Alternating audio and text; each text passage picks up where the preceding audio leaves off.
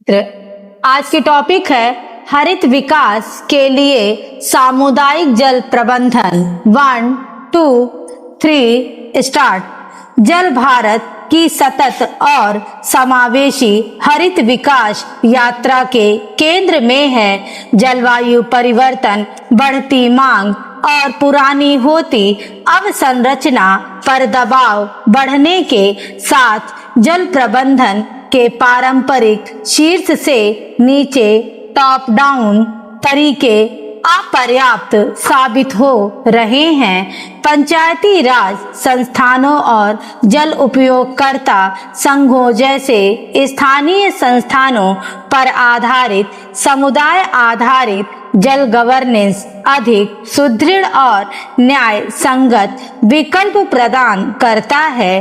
पारंपरिक ज्ञान को आधुनिक तरीकों के साथ जोड़कर तथा जल को ऊर्जा, आजीविका और पारिस्थितिकी की स्थिरता से जोड़ते हुए ऐसे दृष्टिकोण दक्षता बढ़ा सकते हैं, संसाधनों पर दबाव कम कर सकते हैं और दीर्घकालिक जल सुरक्षा सुनिश्चित कर सकते हैं। इन स्थानीय व्यवस्थाओं को मजबूत करना जलवायु लचीले और संसाधन दक्ष भविष्य के निर्माण के लिए अत्यंत आवश्यक है। तेजी से बदलते विकास के दौर में हरित विकास केवल एक विकल्प नहीं बल्कि अनिवार्यता बन चुका है, जहां आर्थिक प्रगति के साथ प्राकृतिक संसाधनों का संतुलित प्रबंधन जरूरी है और इसमें जल की भूमिका सबसे अहम है। पंचायती राज जैसी मजबूत स्थानीय संस्थाएं और सक्रिय सामुदायिक भागीदारी जल प्रबंधन को अधिक प्रभावी, न्यायसंगत और सुदृढ़ बनाती है।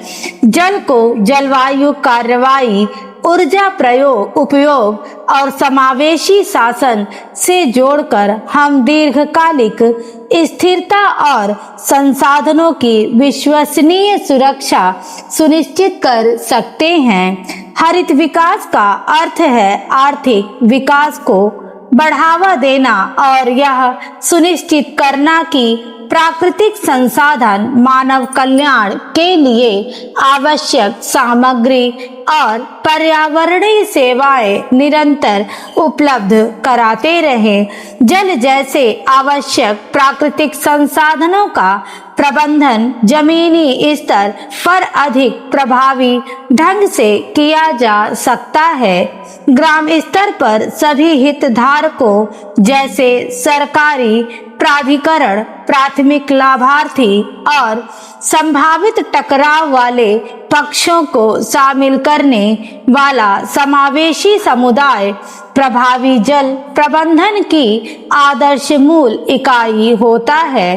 भारत में 6 लाख से अधिक गांवों में बसे हुए हैं, जिनमें लगभग 95 से 100 करोड़ लोग निवास करते हैं। संविधान के 73वें संशोधन के माध्यम से पंचायती राज संस्थाओं के सशक्तिकरण के साथ गांव एक प्रभावी प्रशासनिक इकाई बन गए हैं और इस प्रकार ग्रामीणों की आवाज ने शासन में सकारात्मक प्रभाव डाला है। इसके अतिरिक्त लघु सिंचाई, जल प्रबंधन, जलागम विकास तथा पेयजल जैसे विषय संविधान की 11वीं अनुसूची में शामिल है, जिसमें पंचायती राज संस्थाओं द्वारा संचालित विषयों का उल्लेख किया गया है।